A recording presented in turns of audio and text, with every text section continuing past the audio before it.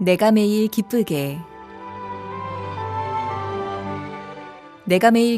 매주 목요일 이 시간에는 대전 성서침례교회 최용수 목사님의 말씀을 보내드립니다. 오늘 저는 베드로전서 1장 23절에서 2장 3절에 있는 말씀을 함께 보겠습니다. 주의 인자하심을 맛보았으면 이라는 제목으로 함께 말씀 나누겠습니다. 주님의 인자하심을 경험한 성도들 어떻게 살아야 합니까? 오늘 베드로 사도의 권면을 듣기를 원합니다. 베드로 사도는 주님의 인자하심을 경험한 성도는 더욱더 하나님의 말씀을 가까이 할 것을 말씀하고 있습니다. 본문 1장 23절입니다. 너희가 거듭난 것은 썩어질 씨로 된 것이 아니요 썩지 아니할 씨로 된 것이니 살아있고 항상 있는 말씀이니라. 이렇게 말하고 있습니다. 살아있고 항상 있는 하나님의 말씀으로 우리가 거듭났다라고 말하고 있습니다. 거듭난 것은 바로 예수 그리스도를 우리의 구주로 영접한다는 것을 말합니다. 거듭난 것은 예수님께서 요한복음 3장에서 니고데모를 향해서 하신 질문입니다. 거듭나야 하겠다 하는 말을 놀랍게 여기지 말라라고 말씀하셨습니다. 거듭난다는 것은 신앙의 첫 걸음이라고 말할 수 있으며 아이로 따지면 출생이라고 말할 수 있겠습니다. 즉 신앙생활의 첫 번째 출발은 바로 거듭남으로 시작하는 것입니다. 그러면 이렇게 거듭난 것은 베드로 사도의 말씀을 보면 어떻게 우리가 거듭났다고 말하고 있습니까? 먼저는 썩지 아니하는 씨로 되었다고 말하고 있습니다. 두 번째는 살아있는 것이라고 말하고 있습니다. 또한 항상 존재하는 것이라고 말하고 있습니다. 이것이 무엇입니까? 바로 하나님의 말씀이라고 말하고 있는 것입니다. 하나님의 말씀은 썩지 않습니다. 견고하다는 것입니다. 죽지 않습니다. 살아있습니다. 영혼을 깨웁니다. 그리고 죄인을 깨우고 죽어있는 자들을 깨우는 것이 바로 말씀의 능력입니다. 또한 항상 있다라고 말하고 있습니다. 이것은 말씀의 영원함을 말씀하고 있는 것입니다. 이것이 바로 하나님의 말씀입니다. 이 하나님의 말씀은 지금도 성도들에게 전해주고 있는 것입니다. 요한계시록 2장 7절은 귀 있는 자는 성령이 교회들에게 하시는 말씀을 들을지어다 이렇게 말씀하고 있습니다. 우리의 하나님은 어떤 하나님이십니까? 말씀하시는 하나님이십니다.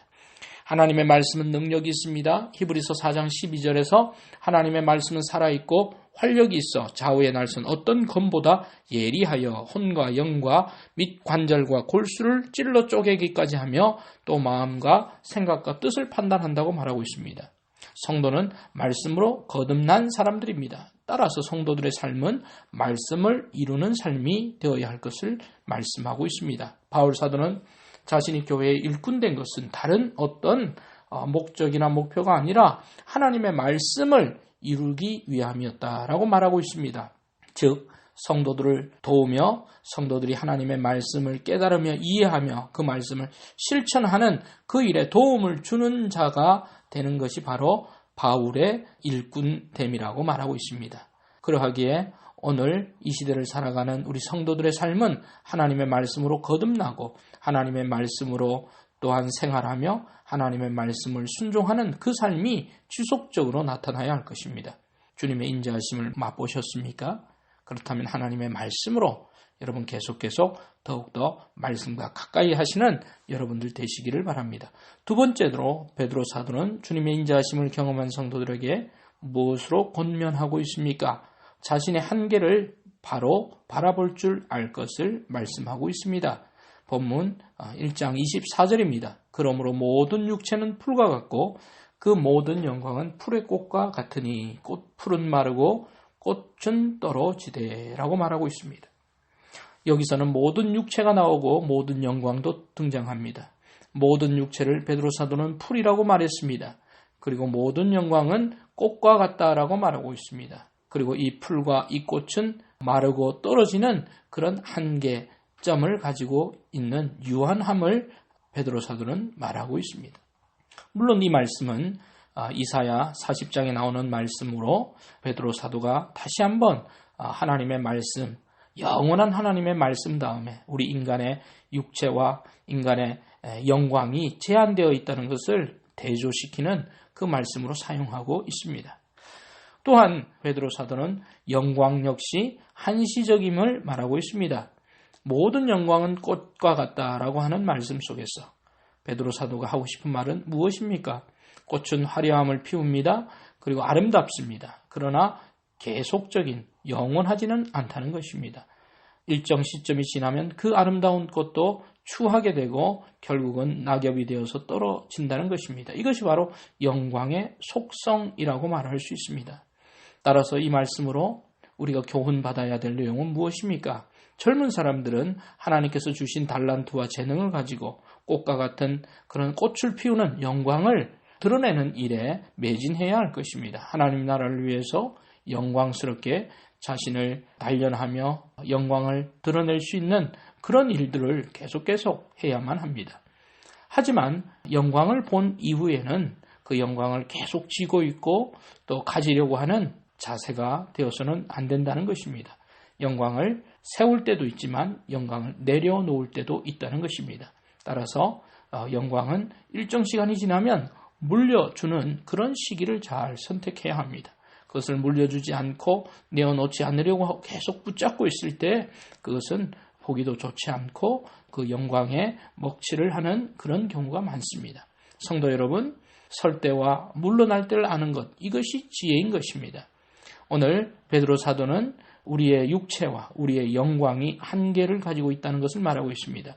다시 말해서 우리는 나그네라는 사실을 잊지 말고 열심히 채워야 할 때를 채우고 비워야 할 때를 비울 줄 아는 성령의 지혜를, 분별력을 가질 것을 말씀하고 있습니다.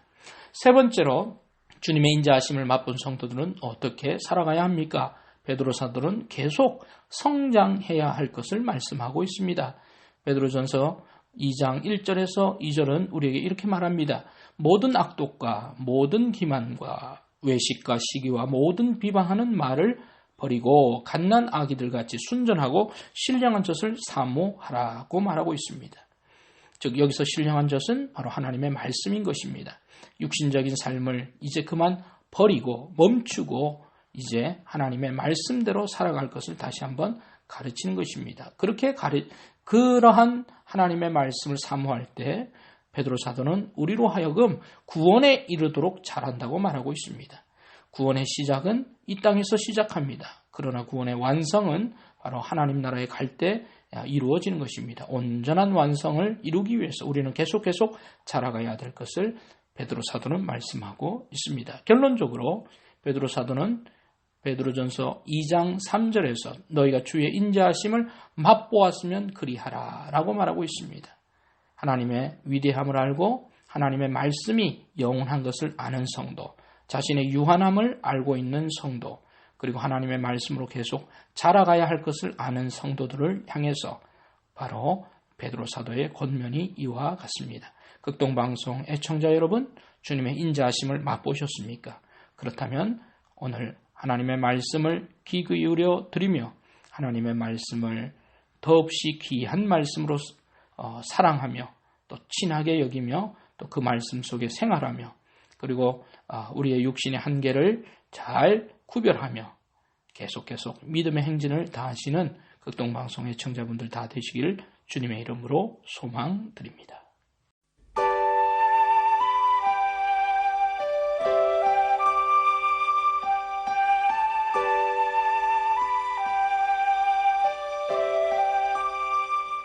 내가 매일 기쁘게 지금까지 대전 성서침례교회 최용수 목사님의 설교 말씀을 보내드렸습니다. 이 시간 방송을 들으시고 신앙생활에 도움받기 원하시는 분은 대전역 근처에 위치한 대전 성서침례교회 042-6729-1435번으로 전화 주시기 바랍니다.